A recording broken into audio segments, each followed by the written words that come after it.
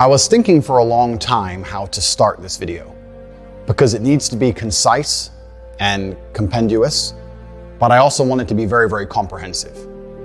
And I guess the best place to start is at the beginning. There's been many different versions of my life story which have been put on the internet as of late and from many years ago. But I'm going to give a very, very quick overview of my story. My life has always been difficult. I've certainly had a difficult life. I preach to the people who follow me that as a man, trauma and difficulty is extremely important because it's the building blocks for mental fortitude and physical fortitude. So I'm very, very happy that my life has been difficult because it's impossible to become a capable man or a man of my capability without struggling with facing serious adversities, without trying to overcome often insurmountable odds. I grew up in south side of Chicago. I'm obviously a person of color. I was bullied in school to a degree, and my father always taught me to stick up for myself. I was never allowed to run and cry to authority. I was told that if someone wants to mess with you or come at you can't always go tell the teacher. Sometimes you have to deal with it. I was actually picked on by these two kids when I was riding the school bus home. I think I was around 5 and they were around 7. They were a bit older than me, and they used to pick on me on the school bus. They'd sit behind me, throw things at me, hit me, etc. And I came home and I told my dad about it. I said, "Dad, these 2 kids are picking on me every single time I get the school bus. I don't know what to do." And my dad said, "I'm not going to call the teacher because the teacher ain't on the bus. I'm not going to call the school bus driver because they're busy driving. Son, if you want to deal with this, you're going to have to deal with it yourself." And I said, "But Dad, they're bigger than me. What do you want me to do? There's 2 of them and they're bigger than me." And at the time, I'd just come home from school and I was holding a lunchbox. And my dad pointed and said, "You have a lunchbox, son? Teach them." So weeks had passed. It was a few weeks. They kept picking on me, and I felt myself sitting there getting more insecure, and the rage was boiling inside of me. And one day, one of them slapped me in the side of the face from behind. I was sitting in the chair, slapped me in the face from behind. And instantly, I don't know what it was, but this was the day I had enough, and I turned with my lunchbox and swung it over the back of the school bus chair and caught him and busted his eye in the plastic Batman lunchbox. Hit him in the eye, and blood started squirting everywhere. All the children started screaming. And as I did this, the bus had just come up to a stop. It was a few stops before my stop, but it had stopped. And as the bus stopped and the screaming happened, I just got up and I just ran off the bus, ran home. I've never run so fast or so far in my life. It was full of adrenaline. I just ran. When I got home, I had blood on my clothes, and my dad looked at me and said, "What happened?" I said, "That kid," I won't say his name, I said his name at the time. I said, "That kid, he hit me in the face," and I had enough of him getting hit in the face.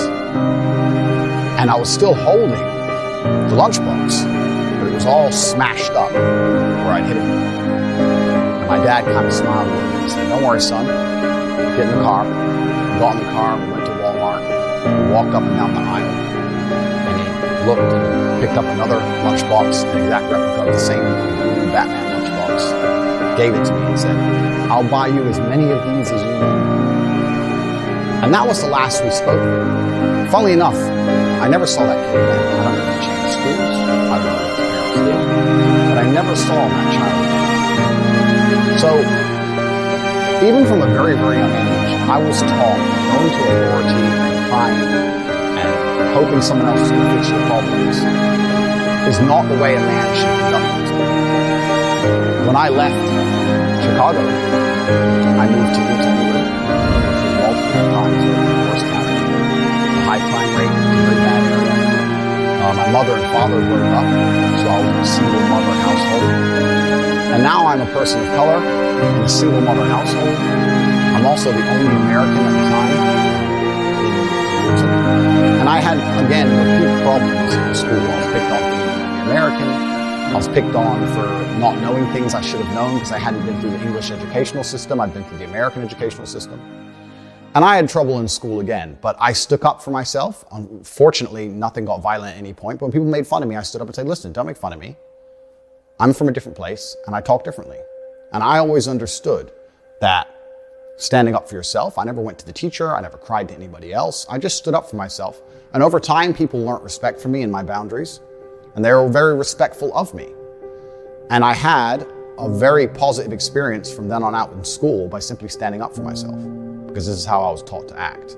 In high school, I ended up having a reputation of a guy that nobody really messed with. I certainly wasn't a bully, absolutely the opposite, but no one really picked on me. I actually had a friend in school who was gay. I had 5 main friends in school, and I was also friends with a gay guy. And he would make fun of me for being American, and I would make fun of him for being gay back then. But the world was a very, very different place. This is many, many years ago.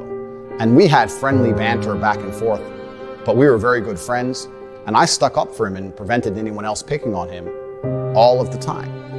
And the banter between us, the locker room talk, which would be considered absolutely unacceptable today, at the time was very, very normal.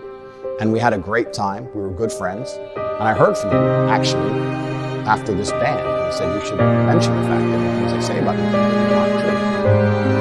And this leads me on to the reason I believe these narratives have managed to gain such a foothold in popular consciousness. Due to the fact I've managed to develop an iron mind, because I'm probably the only individual on earth who can be vilified to this level without taking personal insult and without being emotionally affected, what I've done is I've allowed certain narratives to gain traction, which I shouldn't have allowed to gain traction, because they didn't personally bother me, because I know they are false. I live with a very, very pure heart.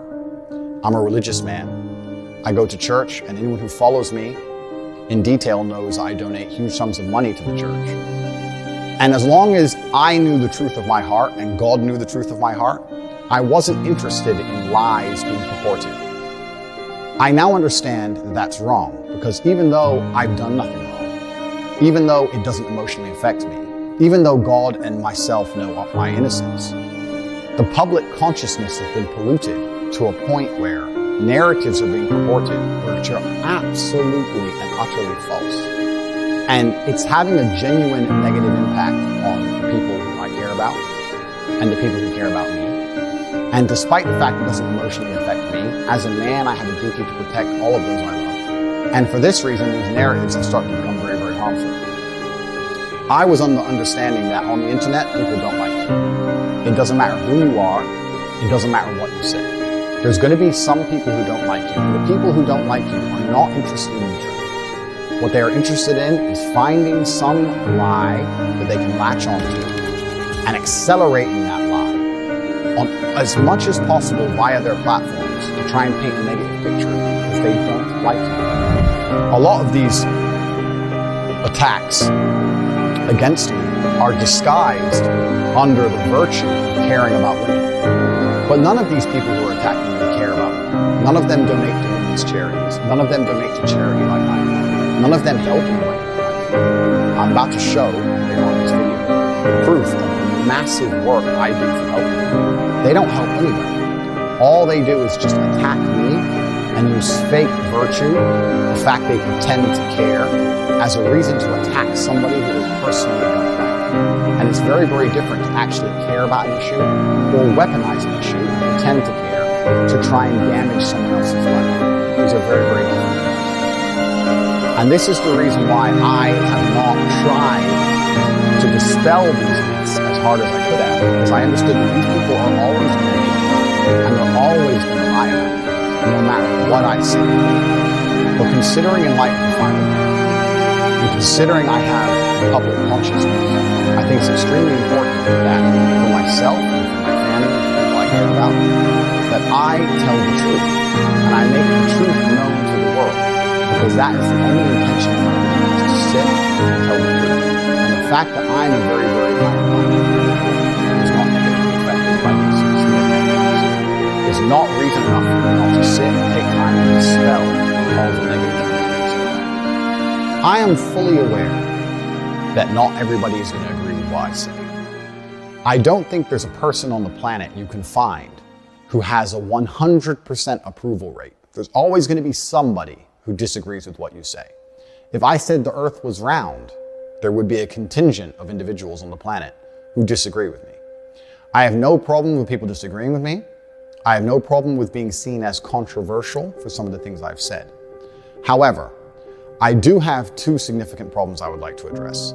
The first is I do not like absolute and utter lies being told about me. I do not like having long-form video of me cut up, elements taken out of context, the tonality of the joke removed, and purporting an image of me that is not true. That's something I do not like. I do not like false accusations of criminal activity. That's another thing that I really do not like. I am totally aware that not everybody is going to like me. I have no problems with that. I think anyone who decides to get big on the internet needs to be very, very prepared for a contingent of people to not be happy with what they say. I could make a YouTube channel dedicated to the fact that I believe the world is round, and there would be a large or semi-large proportion of people who would disagree with me. I don't think there's a single creator online that has a 100% approval rate. I have a lot of people who love what I say.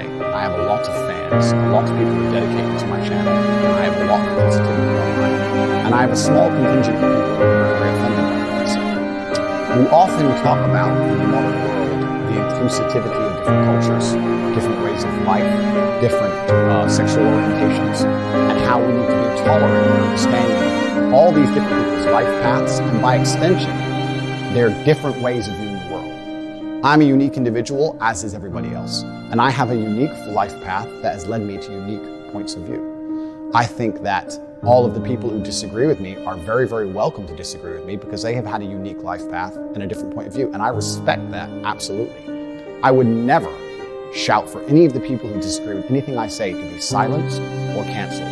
I don't think that helps the world. I think that discourse is always going to be the way that we lead ourselves to the truth. And if anybody has anything contrary to say about any of my points of view, I welcome it. I like to hear it. And as long as it's in a respectful and adult manner, I often platform it on my platforms as much